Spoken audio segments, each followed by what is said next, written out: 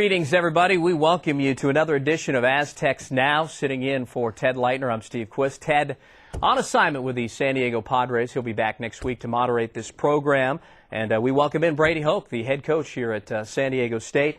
After what I think a lot of people would characterize as a disappointing loss, I think this team had not won a non-conference road game since the 2003 season at UTEP, and I kind of got the feeling this was the place that maybe you guys could turn it around. And unfortunately, that wasn't the case. Well, we didn't play as well, our best football. We had too many penalties that hurt you, and then can't turn the ball over. And then we had a chance to get back in the game, and that's one thing I thought our guys did a nice job of. They kept playing with effort, playing hard. We just didn't execute the way we wanted to. So there's no question it was disappointing. You've probably already broken down the game film, and coaches can find a lot of positives along with the negatives. Let's start with the positives and some of the stuff that you like from going on the road and playing. I don't know if I'd characterize it as a hostile environment, but still playing in front of 10,000, you can learn something. Well, in the Kibbe Dome, it got loud in there a couple times, and so you got to give Idaho a lot of credit. But, I thought, number one, I thought our kicking game, I thought we did a nice job in. I thought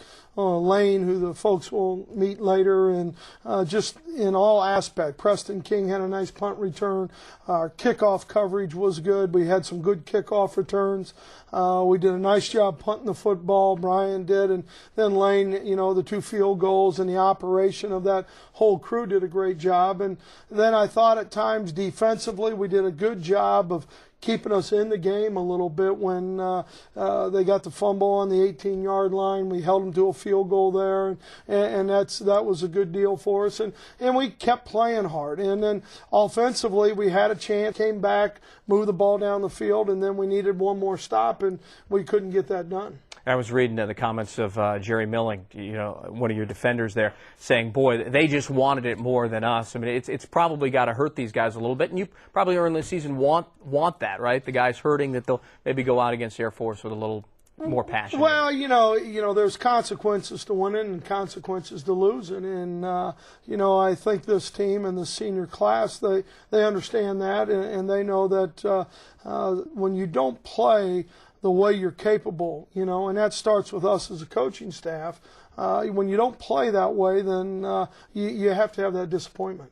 I want to talk a little bit about Lane Yoshida that you spoke of here. He can really be a nice weapon with the field goals in the game. I think back to Utah and Louis Sakota last year. I know in the last few years for Utah and that unbeaten team, it's like you can really use these guys as a weapon, sure. Almost like the National Football League. You've only got to get to a certain yardage, and then it's 3 points. Well, there's no question, and Lane has that kind of leg and that kind of accuracy. And then the other thing I was real proud of Lane is his kickoffs were perfect. I mean, he really kicked off well, and that's something that we had struggled with a little bit earlier in the season, but he put the ball where it needed to be so the coverage could do a nice job getting down the field.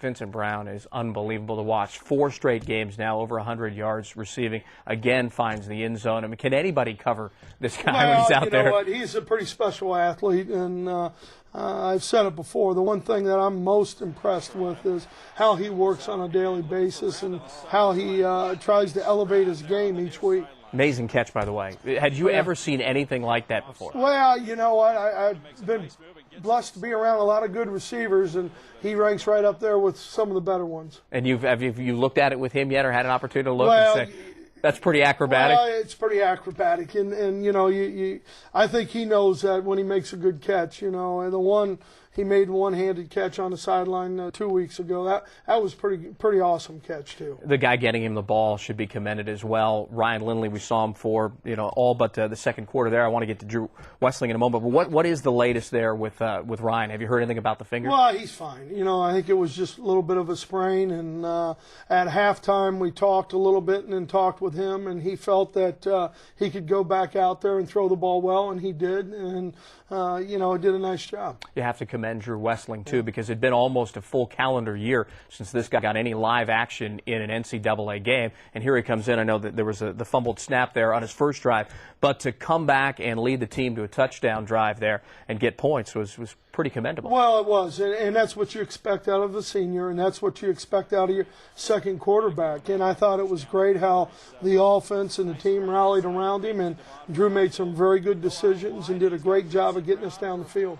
How about the run game as well? We saw early in the game Brandon Sullivan depart with an ankle injury, and he was scheduled for an MRI on Monday. What can you tell us about that injury and about running the football without your number one guy in there? Well, obviously we want to run the football better, and we've got to keep working that way, and that's a group effort. The offensive line, the backs, and the wide receivers getting those blocks down the field. But we need to do a better job and run the football.